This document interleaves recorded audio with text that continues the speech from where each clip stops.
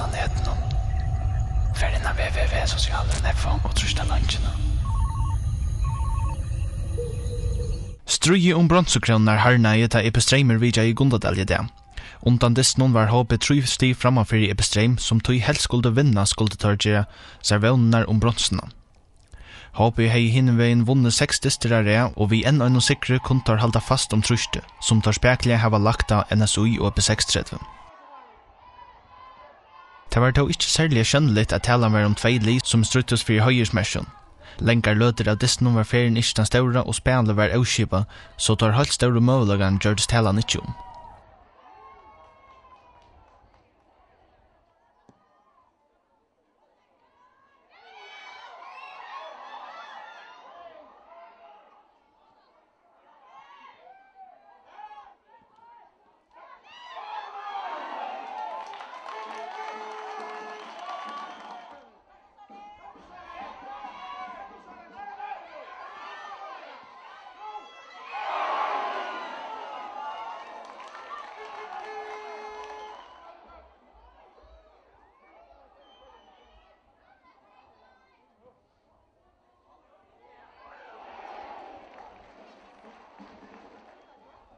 Det var malast i stetsnon, men i 17. halvleik kom mera gongta.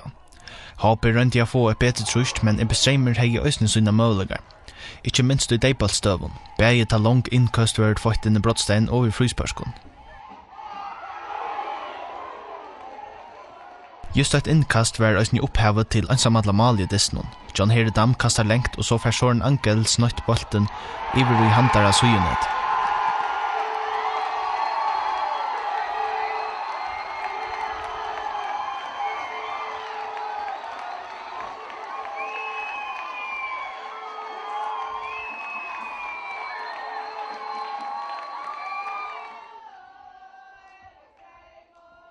Etter heita sett til HP seg alt mora av desten, og tar mekna av øysna skapa negra målagar som tau var misnøyter.